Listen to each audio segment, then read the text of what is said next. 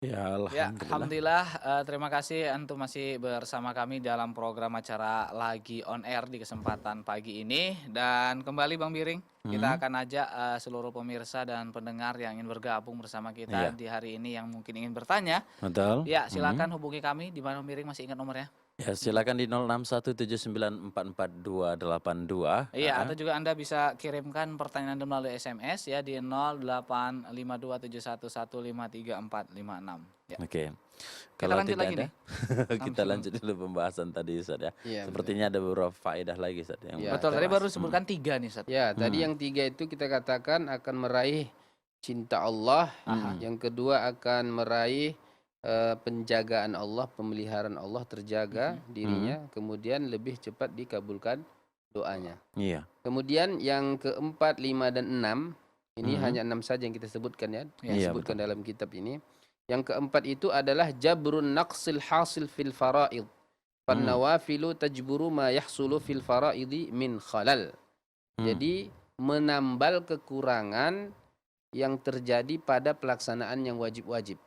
Jadi Oh, yang sunnah-sunnah itu salah satu di antara fungsinya adalah manfaatnya adalah menutupi kekurangan amalan wajib kita. misalnya, iya, Ustaz? Nah, misalnya sholat. Ya. Sholat itu kan ada sholat wajib 5 waktu, ada Mhm. sholat sunnah.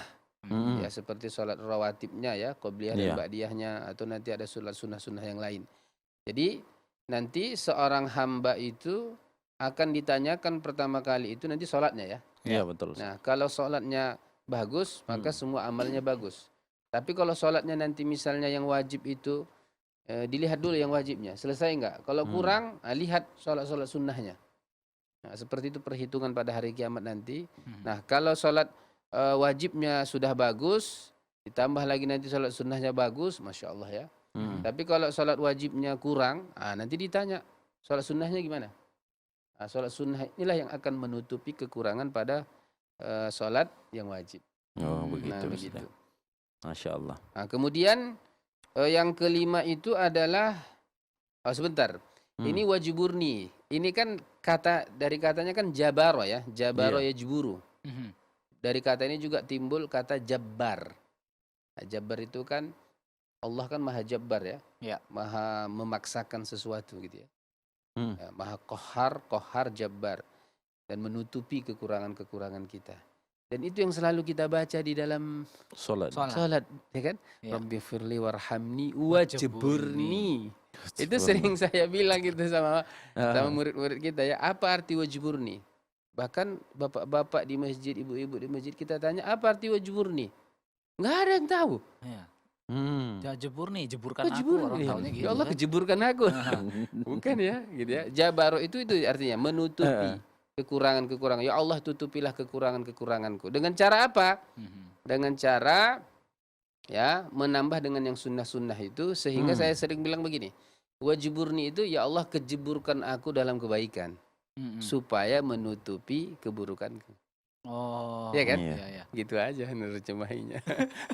Kejeburkan aku Betul dalam betul. kebaikan Kebaikan. sehingga banyak kebaikannya akan menutupi Heeh, kekurangan. menutupi. Tapi asal katanya itu jabaro tadi nutupi gitu, Iya, Ustaz, ya? menutupi. Mhm. Makanya kalau kita dalam dalam apa misalnya dalam bab Bab fikih fikih. itu ya, kan Ya, ada mhm, jabirah itu kan betul. jabirah itu kan kayak perban dia. Ya.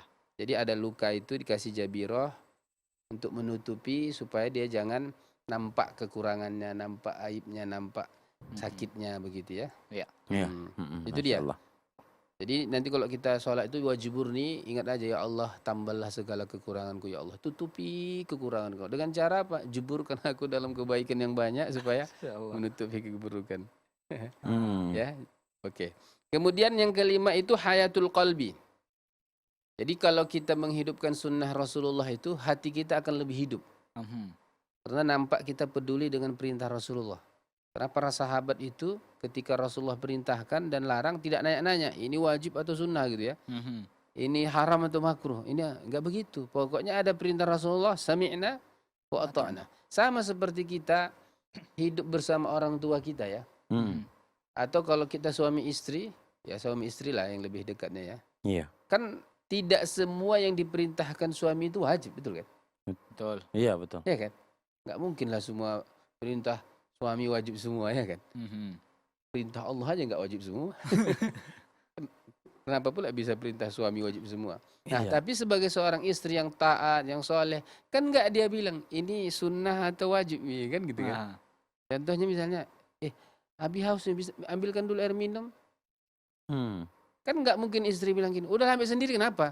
Mhm. Kan bisa, nggak begitu kan? Iya. Nah, jadi kalau dia ingin taat pada suaminya sampai yang mungkin bisa dilakukan suaminya pun dia akan Dilakukan. lakukan gitu. Mhm. Seperti itulah diri kita ketika kita ada perintah Allah, perintah Rasulullah yang wajib maupun yang sunnah, kita akan laksanakan. Itu yang membuat hati kita hidup, Mhm. hidup, Iya. hidup dengan zikir kepada Allah Subhanahu wa taala. Makanya dalam ayat itu kan Allah mengatakan laqad kana lakum fi Rasulillahi uswatun hasanah. Hmm. Telah terdapat pada diri Rasulullah itu kan teladan yang baik ya, Ya. contoh. Atau kalau kita bilang model lah. Iya. Model orang yang baik itu gimana? Itu Rasulullah. Mhm. Yang sering ditanyakan itu adalah kalau kita di Indonesia, model Pancasilais itu yang mana? Berikanlah satu contoh orang yang Pancasilais. Sopo man. Topo, Ya, siapa ya? tokoh di Indonesia. Ya, mungkin. Payah kan? Terutama yang ngamalin sila pertama, sila kelima man. Gitu kan? Siapa coba? Tokoh, pemimpin. Sulit kan? Tapi kalau dalam Islam itu model ada sudah Rasulullah. Aha. Yang paling jujur Rasulullah. Yang Hmm. paling taat Rasulullah. Yang paling kan gitu kan? Ada modelnya gitu. Dan Oh. biasanya hidup ini butuh model, contoh konkret dia. Karena kalau teori aja agak susah dia. Aha. Kalau ada contohnya, buktinya gitu kan. Hmm. Makanya kalau kita mendidik anak itu pun dalam bentuk ingin anak kita ini betul-betul mengikuti ajaran Allah, mengikuti Rasulullah, ya modelnya kita lah. Jadi jangan hanya nanti sholat wajib aja kita kan, Iya betul. tapi sholat sunnah juga. Jadi anak kita, soleh kali abi awak ini ya kan kita. Iya betul. Malam-malam sholat witir, sholat witir, sholat tahajud gitu. Iya Itu yang betul. dilihatnya. Kalau yang wajib biasa dia lihat. Hmm. Tok itu pun begitunya sama abiku gitu kan. Betul. Uak itu pun begitunya gitu kan. Hmm. Tapi abiku lain. Nah, Oh. gitu kan. Nah, jadi hatinya hidup. Mhm. Iya. Nah, ayatnya tadi liman kana yarjullaha wal yaumal akhir wa dzakarallaha katsira. Jadi keteladan Rasulullah itu patut kita contoh. Tapi bagi siapa? Liman kana. Bagi orang-orang yarjullaha wal yaumal akhir yang betul-betul mengharapkan Allah, mengharapkan surga, mengharapkan hari akhir nanti dengan pembalasan-pembalasan itu, kemudian wa dzakarallaha katsira, dan bagi orang yang mau mengingat Allah sebanyak-banyaknya. Iya Pak ya. Nah, jadi kalau kita mau mengingat Allah sebanyak-banyaknya, ikuti sunnah Rasulullah. Betul. Karena Rasulullah teladan yang paling pas untuk mengingat Allah Subhanahu wa taala. Iya Masya Allah. Kemudian yang terakhir, Hmm. al-bu'du wal ismatu minal wuqu'i fil bid'ah. Ya, dengan mengamalkan sunnah Rasulullah, dia akan jauh dan terhindar dari lawan sunnah. Iya. Oh. Nah, jadi lawan sunnah ini apa, Ustaz? Lawan sunnah itu tentu makruh ya. Kalau Makruh. secara fikih ya. Iya Ya. betul. Ya makruh. Tapi lawan sunnah dalam bentuk sunnah Rasulullah apa yang secara umum Keseluruhan. itu lawannya bid'ah. Bidah. Ya muhdats atau bid'ah. Jadi sesuatu hal yang memang tidak pernah dicontohkan Rasulullah. Hmm. Gitu. Jadi kalau kita sudah mengikuti Rasulullah, berarti kita cukupkan aja apa yang dilakukan Rasulullah. Karena itu akan sudah lengkap gitu. Betul. Sehingga tidak perlu menambah-nambahi gitu ya. Di sini aja udah 200 berapa halaman. Itu yang sunnah apa lawan Harian masih. makruh ya kan, belum sunnah-sunnah yang lain. Yang Yang tercatat. lawan bid'ah tadi yang itu bilang kan. Aha. Nah, Ya, begitu dia. kenapa justru kita buat jalur-jalur yang lain Pak Ustadz, ya? Jadi kalau kita sudah tahu ini sunnah Rasulullah dalam keseharian, itu saja sebenarnya sudah banyak ya. Mhm. Jadi kan kita akan terhindar dari sesuatu hal yang tidak pernah dilakukan Rasulullah. Lebih terjaga dia, lebih terjaga. Iya betul. Tapi bagi orang yang tidak mengamalkan sunnah, sulitlah terjaganya. Jangankan terjaga dari apa ya, dari yang bid'ah begitu. Sampai yang wajib aja bisa dia apa ya? Bisa dia mungkin lalai di situ. Iya. Maksudnya begini, kata ulama, kan dalam ibadah itu kan ada yang wajib, ada yang sunnah ya. Iya.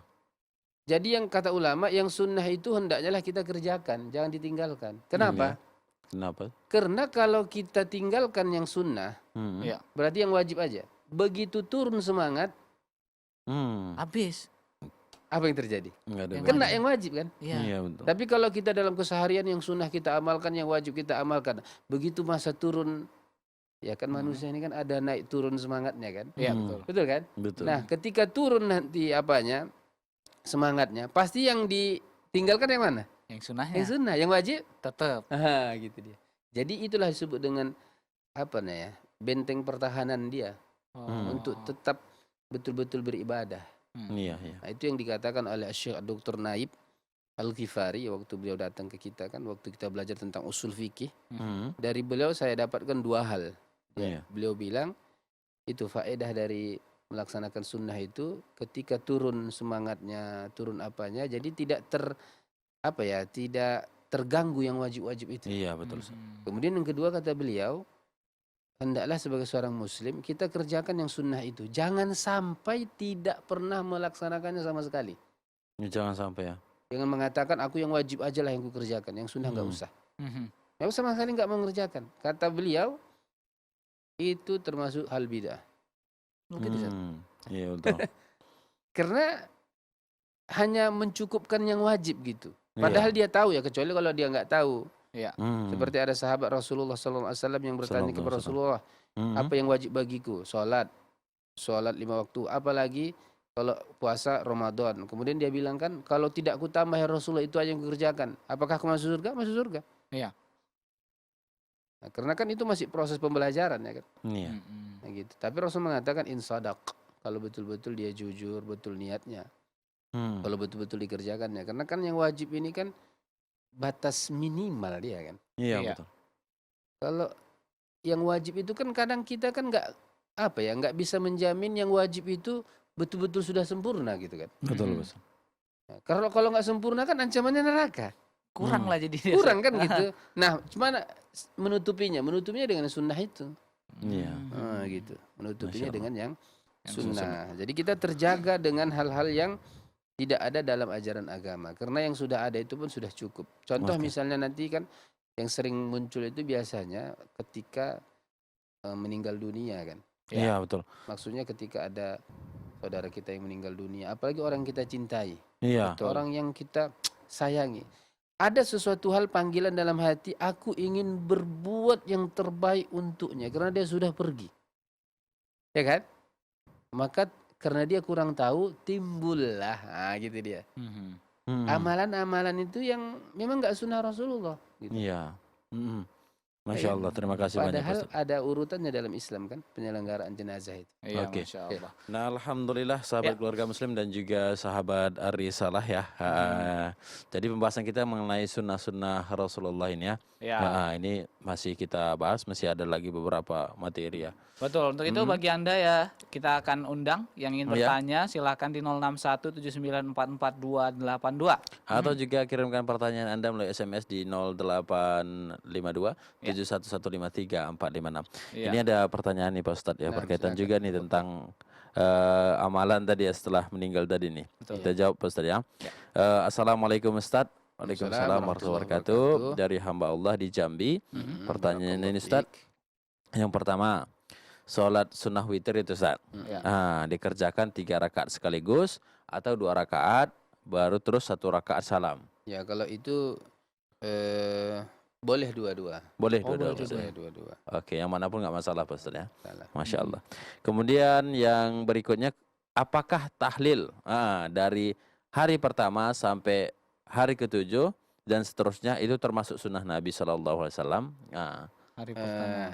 Itu tadi seperti itu ya. Ah, Nah, kalau dia dikaitkan dengan sunnah Rasulullah itu kan harus berdasarkan dalil ya. Iya. Dalil dan contoh.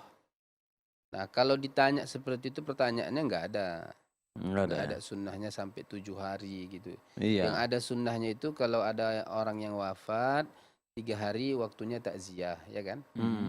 Kita takziah dalam bentuk menghiburnya. Karena takziah itu kan dari azza yu'azzi, takziah itu artinya kan salla yusalli tasliyah, menghibur. Menghibur. Karena orang yang dalam keadaan duka, ada kerabatnya meninggal kan sedih. Yang menghiburnya itu salah satunya saudaranya dengan datang kita ke sana. Kemudian membuat suasana rame, nggak sendirian. Biasanya kalau orang berduka, Iya. kemudian dia sendirian, lebih sedih lagi tuh biasanya. Iya betul. Dia menyendiri kan. Nah, tapi kalau ada kita datang menjenguknya ya, itu dalam bentuk takziah, menghibur hatinya, akan mengurangilah rasa sedihnya, rasa dukanya. Iya. Jadi itu dalam 3 hari saja. Adapun dalam bentuk yang tahlilan itu kalau ditanya sunnah, itu memang nggak sunnah gitu. Tapi bukan berarti nanti sampai ini kalau dia memvonis ya bid'ah itu ya dia dalam bentuk budaya masyarakat dia sudah. Bentuknya Iya. udah budaya. Betul. Oh gitu. Tradisi-tradisi Nah, masyarakat tradisi, ya. Yang tapi dibawa. kalau nanti dia diyakini itu memang sunnah Rasulullah, siapa yang tidak melakukannya, itu bisa jatuh bid'ah. Begitu. Nah, makanya masalah yang seperti ini masalah rumit di Indonesia khususnya. Itu yang terjadi Bentrokan ya. bentrokan memang. Padahal. Karena memang dua-duanya ngotot gitu ya. Iya. Dua-duanya ngotot, satu mengatakan bid'ah, satu mengatakan sunnah gitu. Padahal untuk mendudukkannya itu harus didudukkan dulu dia secara dalil, kemudian